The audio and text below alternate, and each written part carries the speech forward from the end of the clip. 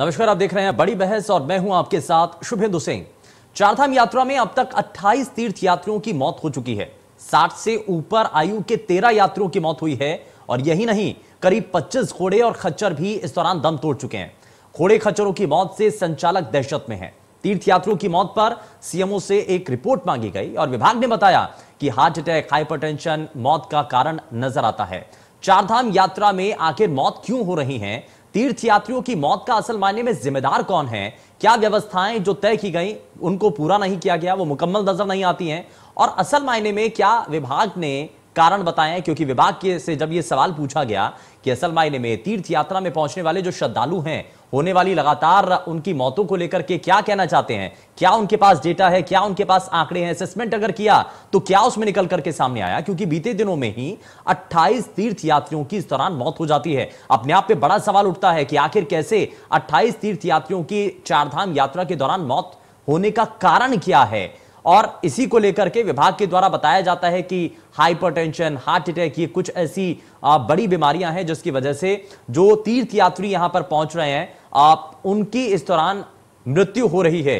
हालांकि बाकायदा जांच होती है, स्वास्थ्य जांच होने के बाद तीर्थ यात्रा पर आने के लिए उनको बोला जाता है। लेकिन इन सब के बीच में अब सवाल उठ रहा है, सवाल यह कि क्या व्यवस्थाएं तय नहीं हो पा रही हैं?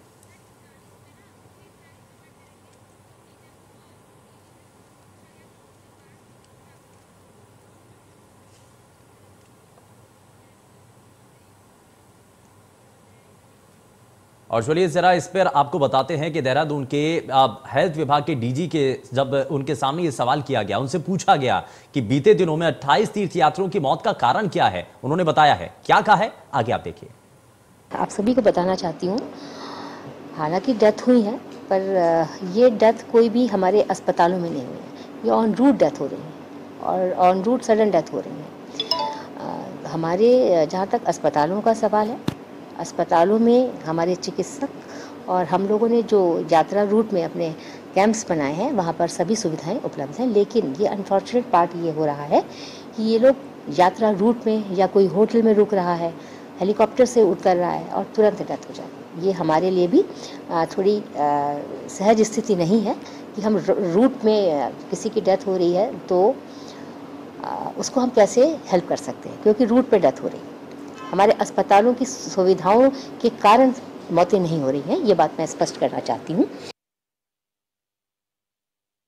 यहाँ पर सुना है और स्वास्थ्य विभाग के जो बड़े अधिकारी हैं वो इस पर क्या कह रहे हैं। उनका ये कहना है कि अस्पताल में आकर के मरीजों की मौत नहीं हो रही है, वो यात्रा के दौरान ही उनकी दुखद मौत हो रही है। अब इसके पीछे कारण क्या है, ये जरा समझने की कोशिश होगी, क्योंकि अब जब वापस से चारधाम यात्रा शुरू हुई है, 60 साल से ऊपर के उम्र के जो लोग हैं उनकी जो इस दौरान मौत की खबर है, वो इसमें लगभग 13 लोग हैं जिनकी अभी तक इस दौरान मौत हो चुकी है। इसमें सबसे बड़ा जो कारण है विभाग के द्वारा जो बताया गया है, उसमें बताया गया है कि हार्ट अटैक इसके पीछे एक बड़ा कारण है, हाइपरटेंशन इसके पीछे एक और दूसरा बड़ा कारण बताया जा रहा है, जिसकी वजह से लगातार एक के बाद एक आने वाले तीर्थयात्रियों की इस दौरान मौत हो रही है। तो विभाग ने इसमें कई कारण इसके पीछे बताए हैं।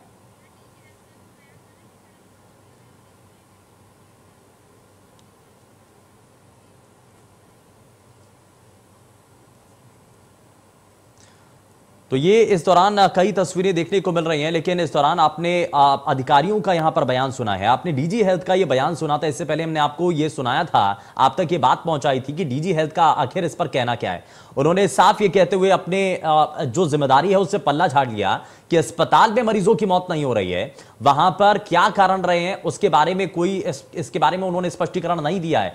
लेकिन असल मायने में अब इसके पीछे जिम्मेदार किसको माना जाए, जिम्मेदारी आखिर किसकी तय होती है? क्योंकि अगर अधिकारी अपनी जिम्मेदारी से पल्ला झाड़ लें, अगर ये कह दें कि अस्पतालों के अंदर मरीजों की मौत नहीं हो रही है, तो अगर आप एक जगह से अगर वहां पर इतनी बड़ी संख्या में अगर वहां पर श्रद्धालु आ रहे हैं और बीते कुछ ही दिनों के अंदर एक बड़ी संख्या में लोगों की वहां पर दुखद मौत हो जाती है, तो उसके पीछे जिम्मेदारी तो तय होनी चाहिए। ये मानना तो पड़ेगा कि वहां पर मौत हो रही है। अब इसके पीछे कारण क्या है और उन कारणों का समाधान कैसे निकाला जा सकता है, कैसे आप आज की तस्वीरों को देख करके, आज की परिस्थितियों को देख करके उससे सबक लेकर के आने वाले समय के अंदर अपनी तैयारियों को मुकम्मल तो कर सकते हैं। क्या ऐसे ही घटनाएं आगे भी होती रहेंगी? क्या ऐसे ही और जो दूसरे श्रद्धालु आ रहे हैं, कहीं ऐसा संकट उनके ऊपर भी बना हुआ है?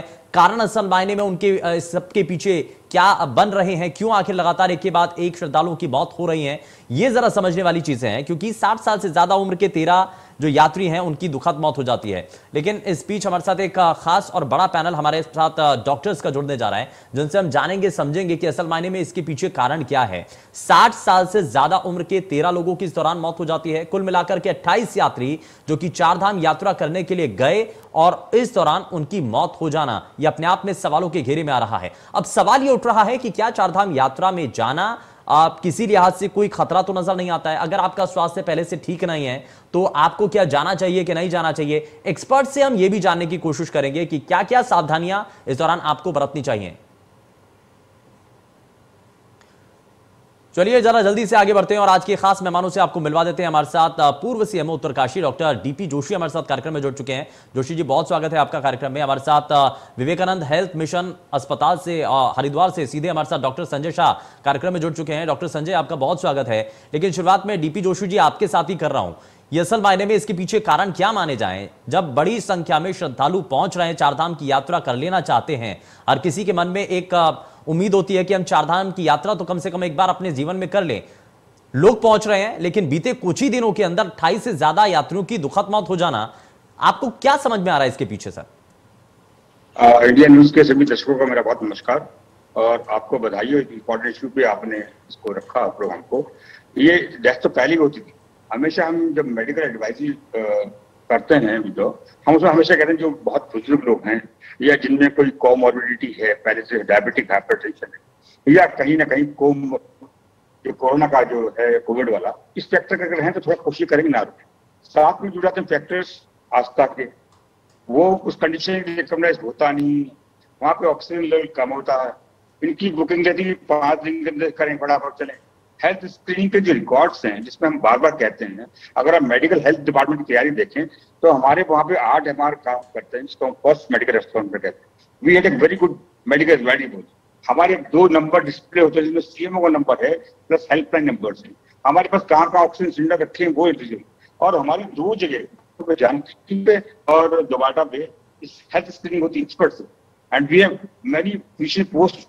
लेकिन कहीं ना कहीं ये सोचते हुए, क्योंकि हम बुजुर्ग हैं, यात्रा में दोबारा आए ना आए, वो खाली पेट जाके दर्शन करना और इतनी ज्यादा क्राउड होना, कहीं ना कहीं थोड़ा सा चेकअप जो होना चाहिए था कि कुछ कंडीशन जहाँ पे थोड़ा चलना है, जहाँ कोमॉर्बिड है, कृपया करके अपनी मेडिसिन रिकॉर्ड साथ रखें और थोड़ा रेस्ट कर लें। इतना समझाया जाता, लेकिन वो कहीं ना कहीं एक उनके हिडन फैक्टर की दर्शन कर लें किस तरीके से, बहुत ज्यादा क्राउड और एक टेंशन जाएगी, क्योंकि मेडिकल हेल्थ डिपार्टमेंट की पूरी तैयारी रहती है। हालांकि कई बार पेशेंट ज्यादा हो जाते हैं, लेकिन हमारे हेल्थ डीजी लेवल पे, अभी मैडम ने बताया हमारे भट्ट मैम डीजी में, हमने फीचर पोस्टिंग करके we had a good bamboo head जब ऑक्सीजन दें, तो मेजोरिटी जो डेथ है वो हाइपोक्सिया और हाइपोथर्मिया प्लस हाइपोग्लाइसीमिया। समझाते हैं खाली पेट मत जाइए, ये मत करिए, एडवाइजरी जाए दीजिए। लेकिन इन डेथ को रोकने के लिए है number good health screening at the lower level, कि आने से पहले हो। और कृपया करके भाई साहब, आप जानते हैं कि आपके पास कितना इंफ्रास्ट्रक्चर है, क्या हेल्थ पोजिशन है और क्या लोगों का मेंटल फ्रेम। मेरी दरख्वास्त है आपके दर्शकों से, कृपया कर अगर थोड़ी बहुत बीमारी थोड़ा रेस्ट करके चलें, जहां भी उस कंडीशन में अप्लाई हो ना।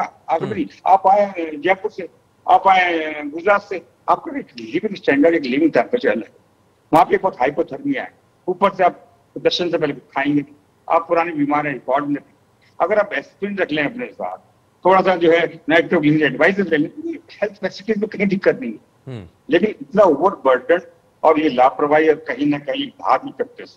ये आपने बड़ी बात बताई है डॉक्टर साहब। आपने डीपी जोशी जी बहुत बड़ी बात बताई है कि इस दौरान आपको किन किन बातों का ध्यान रखना चाहिए, क्योंकि बहुत सारे ऐसे श्रद्धालु हैं जिनके मन में एक भाव रहता है कि बिना खाना खाए पिए हमें एक बार दर्शन कर लें तो ये बड़ा सार्थक नजर आता है, लेकिन ऐसा आपको नहीं करना है। यही समझाने की और बताने की कोशिश है कि असल मायने में इसके पीछे कारण क्या है। कुछ कारण जो कि डीपी जोशी जी ने बताए, लेकिन मैं जरा डॉक्टर संजय शाह को भी कार्यक्रम में जोड़ रहा हूं। डॉक्टर संजय शाह, ये कुछ पॉइंट्स तो अभी तक क्लियर हो चुके हैं कि इसके पीछे क्या क्या कारण हो सकते हैं, लेकिन हम कुछ ऐसे कारण जो कि अभी भी जिन तक हम नहीं पहुंच पाए हैं, या कुछ और इसमें चीजें आप जोड़ना चाहते हैं, या आपको भी कुछ और दूसरे कारण नजर आते हैं? धन्यवाद। और मैं इंडिया न्यूज का भी बहुत धन्यवाद करूंगा कि आपने ये अहम मुद्दा एक यात्रा के दौरान उठाया है। और जैसे कि मेरे से पूर्व डायरेक्टर महोदया और डॉक्टर डीपी जोशी समझा चुके हैं कि ये कोई नया मुद्दा नहीं है, ये डेथ्स तो होती हैं, पर हमें जो सावधान रहना है, जो हमें चीज देखनी है वो ये है कि हमें इसे बचा कैसे जा सकता है, पहली चीज। और दूसरा ये कारण ढूंढना है कि ये डेथ्स क्यों हो रही है। तो जैसे कि डॉक्टर डीपी जोशी ने बोला कि आप हाई एल्टीट्यूड एरिया में आ गए और एकाएक आप कोई साउथ में है कहीं पे, कोई बॉम्बे में है, कोई बेंगलोर में है, आपने हवाई सेवा पकड़ी और आप जॉली ग्रांट आए, जॉली ग्रांट से आपने हेलीकॉप्टर पकड़ा और आप पहुंच गए सीधे ऊपर। तो ऐसा नहीं करना है। दूसरा, जैसे आप खुद ही बता चुके हैं कि आपका स्वास्थ्य पहले से कैसा है। अगर आप अपना एक नियमित जीवन शैली जी रहे हैं तो आपको कुछ नहीं होने वाला, पर अगर आप मधुमेह या हृदय रोग से पहले से ग्रसित हैं और आपकी वो बीपी या ब्लड ग्लूकोज नियंत्रण में भी नहीं है, आपकी घर में ही वैसे ही पहले से चलने में सांस फूलती है, तो आपको कुछ ना कुछ घटना तो ऊपर होनी है। क्योंकि आपने रास्ते में जो हम लोग के कैंप्स लगे हुए हैं, सरकार की ओर से जगह जगह पे कैंप्स लगे हुए हैं, ऊपर अस्पताल लगे हुए हैं, वहां पे आपने पहले तो कराया नहीं, आप तो इमरजेंसी में गए वहां पे। और जैसे कि बताया है, ये हम लोग खुद भी Swami Vivekananda health mission society जो है, हम लोग के 11 अस्पताल हैं अभी उत्तराखंड में, जिसमें से इस साल हमने पूर्ण रूप से गंगोत्री धाम में भी अस्पताल शुरू किया है। पिछले साल 50 दिन ही चला पाए थे, इस साल पहले दिन से चलाया है। और आंकड़े हमारे पास जो 2017 से हैं अपने ही अस्पतालों के, जो मृत्यु दर थी, जो करीब 50-60 मृत्यु दर होती थी, जो मरीज अस्पताल में की नहीं पहुंच पाते थे या उनको जो स्वास्थ्य सुविधाएं नहीं मिलती थी, अब जाके ये पिछले 2-3 साल में आंकड़े शून्य के बराबर रह गए। और जो 23 जो मृत्यु आप दर बता रहे हैं, ये उन श्रद्धालुओं की हैं जो अस्पताल में इलाज तक पहुंचने से पहले ही अपना दम तोड़ चुके थे। तो ये ब्रॉड डेड वाला हम लोग के भी आंकड़ा आता है, किस दिन कितने ब्रॉड डेड आए हर अस्पताल में। इनके लिए भी तो जिम्मेदारी तय होनी चाहिए ना। ये जी वो बिल्कुल सही। एक अलग इशू है कि अस्पताल तक नहीं पहुंच पाए हैं, ये जो है इनकी जिम्मेदारी प्रथम रूप से तो मरीज की खुद की है या उनके घर वालों की है कि आपने इतने बीमार लोगों को वहां पे बिना एक स्वास्थ्य प्रशिक्षण के कैसे जाने दिया आपने। दूसरा, आपको जगह जगह पे चेक पोस्ट पे स्वास्थ्य प्रशिक्षण के लिए बताया जाता है कि आपने बीपी शुगर चेक करा लें आगे जाने से पहले। ये तक अब काउंटर्स लग चुके हैं जगह जगह पे। और हमारी अपनी संस्था, जिनके 3 अस्पताल, एक केदारनाथ जी, बद्रीनाथ जी, गंगोत्री में, इस साल जानकी चट्टी में भी उम्मीद है खुल जाएगा। हम लोगों के रास्ते में भी शुरू से अस्पताल हैं, तो हम अपने अस्पताल का तो आंकड़ा आपको बता सकते हैं। ठीक है कि हम लोग भी स्वास्थ्य विभाग की एक तरह से मदद ही कर रहे हैं। हम लोग भी उस दुर्गम क्षेत्र में अपने अस्पताल, मैं जरा आंकड़ों को लेकर के आप जिनका जिक्र कर रहे हैं कि अस्पतालों के पास जो अलग अलग आंकड़े हैं ना, मैं जरा उन पर भी आऊंगा संजय जी, लेकिन मैं जरा वापस से जोशी साहब के पास जरा रुक कर लेता हूं।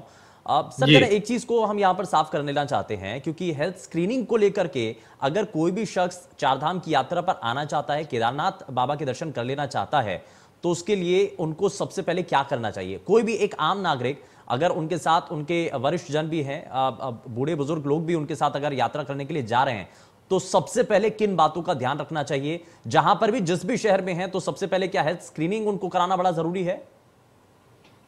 ये बहुत ही अच्छा क्वेश्चन है और अवेयरनेस का बहुत इंपॉर्टेंट है। और हमारे डॉक्टर संजय जी विवेकानंद से बहुत अच्छी बात बता रहे थे कि हेल्थ स्क्रीनिंग में शर्माएंगे। कई बार क्या तो मुझे लगता है सब पता चल जाएगा, मुझे ब्लड प्रेशर है तो जाएंगे।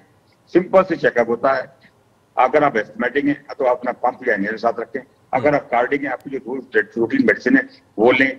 अगर आप थोड़ा सा एक दिन रुक के चले जाए, आपको मालूम सांस फूल सकता है, उस कंडीशंस को, सिचुएशंस को, उस क्लाइमेट को अप्लाई जाए और थोड़ा सा खाली पेट ना रहे। हम ये एडवाइजरी जगह जगह देते रहते हैं, लेकिन कहीं ना कहीं फीचर बहुत ज्यादा भीड़ और सबसे ज्यादा बड़ा फैक्टर रहता है। मैं इसके लिए टूरिज्म डिपार्टमेंट को कहीं ना कहीं मानूंगा कि साहब आपकी गाड़ी पैक हो गई, 5 दिन में वापस आना, उसने उतारा, चलिए साहब कल तक आइए, कल यहाँ चलना है। ये जो पहली बार जरा यात्रा करने के लिए आया, जो श्रद्धा से भरपूर है, उसे लगता है कि मेरी वजह से और दिक्कत ना हो। तो आप देखिए मैक्सिमम, अभी डॉक्टर साहब ने रिकॉर्ड की अवेलेबल है, डीजी मैडम ने बताया कि मैक्सिमम लोग हॉस्पिटल पहुंच नहीं पाते, उससे पहले ही हो रहा था। जबकि हमारी हेल्पलाइन नंबर आप देखिए 104 108 अवेलेबल है। एडवांस ऑल्सो सपोर्ट सिस्टम, लेकिन हमारे पहुंचे तो पेशेंट, क्योंकि कोमॉर्बिड है और कहीं ना कहीं मैं देख रहा हूँ कि कोविड वाला फैक्टर भी हो सकता है। और इसके अलावा एक अच्छी स्क्रीनिंग के लिए हमारे पास डॉक्टर बैठे हैं, जैसे भी बताया डॉक्टर साहब ने, विवेकानंद हॉस्पिटल भी आ गए हैं, सपोर्टिंग रोड भी होता है, अब बहुत अच्छी अच्छी बोर्ड्स भी हमने एडवाइजरी कर रखी है। लेकिन सर इसमें कहीं ना कहीं हमें एक कदम लेना पड़ेगा, नंबर ऑफ पेशेंट्स नीचे से हेल्थ स्क्रीन करा के लाए, क्योंकि ये बोलने में मैं कतई परहेज नहीं करूंगा, क्योंकि मेरे सामने अगर 200 पेशेंट खड़े हुए हैं, मैं देख के बता फिट है। क्योंकि ये लोग जानबूझ के बुजुर्गों को रिकॉर्ड छिपा लेते हैं, बोलते साहब नहीं हो सकता मेरा बीपी स्टेम सही हो सकता मेरा ईसीजी स्टेम सही हो, लेकिन मैं पुराना पेशेंट हूँ, रिपीटेड ईसीजी के लिए मेरे पास टाइम नहीं सर। तो ये कहीं ना कहीं हेल्थ स्क्रीन जब वहां से चले तो उनकी फैमिली की रिस्पॉन्सिबिलिटी भी होनी चाहिए कि अच्छा सर मेडिकल रिकॉर्ड लेके चले, इफ यू आर एस्थेटिक क्या प्रॉब्लम है, इन्हें लेके चलिए, पांप लेके चलिए, कार्डिक है आप रेस्पिरेटर लेके चले, ट्रीटमेंट लेके चले। लोगों को समझना पड़ेगा कि अगर आप अपनी रिपोर्ट, अगर आप अपनी हेल्थ स्क्रीनिंग पहले से करा लेते हैं तो ये आपके लिए बड़ा जरूरी है। नंबर ऑफ पेशेंट यात्री भी होना चाहिए, इसलिए कहीं ना कहीं मैं थोड़ा सा टूरिज्म डिपार्टमेंट को कहूंगा कि उनको भी थोड़ा सा एक चेक करना चाहिए, क्योंकि सर ये जो लोग चलते हैं ना कि 5 दिन 6 दिन के अंदर करना है, ये बड़ा हैबिट क्रिएट करते हैं बुजुर्ग पेशेंट के अंदर। आप जाइए यमुना देखिए, आप यमुना वैली क्या ट्रैकिंग हार्ड टफ रूट है, बड़े बड़े लोग सांस फूल जाएंगे वहाँ पे, आप पहले कभी गए नहीं है, आपने कार्डिक कुछ ने बताया नहीं है, आप वहां चलने वाले एक दिन पर रेस्ट करिए। ये भी कहीं ना कहीं फैक्टर होता है जो हैजर्ड वे में नहीं साहब फटाफट चलना आना है, सोशल इकोनॉमी, उसमें थोड़ा सा देखना पड़ेगा टूरिज्म डिपार्टमेंट। ठीक है, यानी कि इन सभी चीजों पर भी नजर बनाने की जरूरत है। और सबसे पहले अगर कोई भी यात्रा के लिए तैयारी कर रहा है तो सबसे पहले आपको अपना हेल्थ चेकअप कराना बड़ा जरूरी है। आपको सबसे पहले ये स्पष्ट हो जाए कि आपका शरीर क्या वहां तक जाने के लिए, क्या आप इतना सक्षम हैं कि आप वहां पर पहुंच सकते हैं। कहीं ऐसा तो नहीं कि आपको कोई गंभीर बीमारी है, क्योंकि अचानक से कई बार पता चलता है। आप यात्रा की शुरुआत तो कर चुके हैं, आपने पहले से हेल्थ स्क्रीन कराई नहीं है, लेकिन डॉक्टर संजय शाह जी, कई बार ऐसा भी देखा जाता है कि बहुत सारे ऐसे यंग लोग हैं जो कि वहां पर पहुंचते हैं, अचानक से उनको परेशानियां होने लगती हैं और उसके बाद वहां पर जाकर के जब चेकअप किया जाता है तो पता चलता है कि उनको बड़े मेजर इश्यूज हैं या बड़ी परेशानियां उनको हो चुकी हैं या किसी बड़ी बीमारी से वो ग्रसित हो गए हैं। ऐसा भी रिकॉर्ड है क्या कोई? जी, तो जो बीमारियां पहले 6 दशक में होती थी, अब वो धीरे धीरे हमारी जीवन शैली में जो बदलाव आया है उससे हमें बीमारियां दूसरे तीसरे दशक में, गंभीर बीमारियां जिनको हम जीवन शैली वाली बीमारियां या मेटाबॉलिक डिसऑर्डर्स बोलते हैं, जैसे कि मधुमेह या उच्च रक्तचाप, ब्लड प्रेशर या हृदय रोग, ये बीमारियां हमारी कम उम्र में अब अग्रसित हो गई हैं। हमारे पास टाइप 1 के तो 5 साल 6 साल के बच्चे भी आ रहे हैं 400-500 शुगर लेके, पर ज्यादातर 20 और 30 साल के उम्र वाले भी काफी मरीज हम लोगों के पास हमें देखने को मिलते हैं। अब पिछले 2 साल से क्या हुआ, कोविड के कारण तो यात्रा बंद रही, तो बहुत सारा बैकलॉग था, सब लोग इच्छुक थे कि यात्रा खुली है हम लोग जाएं। जल्दीबाजी थी बहुत कि इस साल यात्रा खुल गई है, फिर कोविड शायद ना आ जाए, फिर बंद ना हो जाए, तो बहुत सारे लोग अपना 2 साल से इंतजार जो कर रहे थे वो लोग पहुंच गए हैं यात्रा में बिना अपना प्रशिक्षण कराए। पिछले साल हम लोग जब बद्रीनाथ के कपाट बंद होने वाले थे तब अपने अस्पताल गए थे, भाग्यनगर से पेशेंट आ रखा, पूरा परिवार को डायबिटीज, माना चले गए घूमने के लिए, शाम को रात को अस्पताल में पहुंचे, 240 ब्लड प्रेशर था, 150 हृदय की गति थी और 50 उनका ऑक्सीजन था उस समय। तो अस्पताल टाइम से पहुंच गए, कोई ले आया उनको, वहां पे उनको सुविधा मिल गई। तो ऐसे अनगिनत लोग हैं जो अस्पतालों की वजह से बच भी रहे।